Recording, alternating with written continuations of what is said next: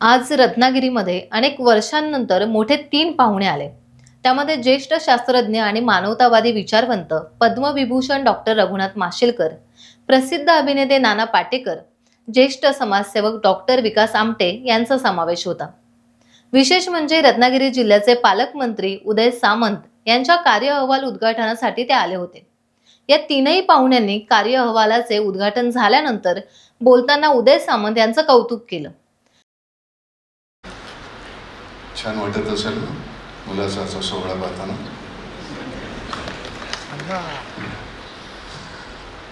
उदय, अभिनंदन. आणि हे न संपणारं काम आहे, त्यामुळे अव्याहतपणे तुला ते करतच राहावं लागणार. मग 4थी 5वी 6वी 7वी त्याचा विचार.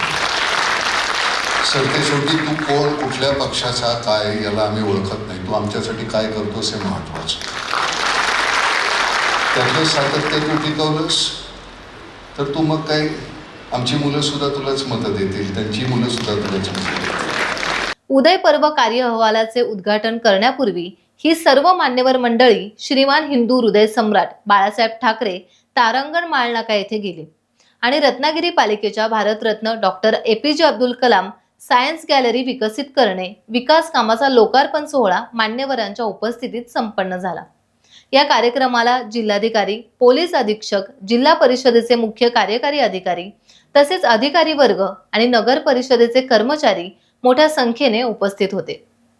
टाइम्स डिजिटलला लाईक करा, शेअर करा, सबस्क्राईब करा आणि बेल आयकॉन दाबायला विसरू नका.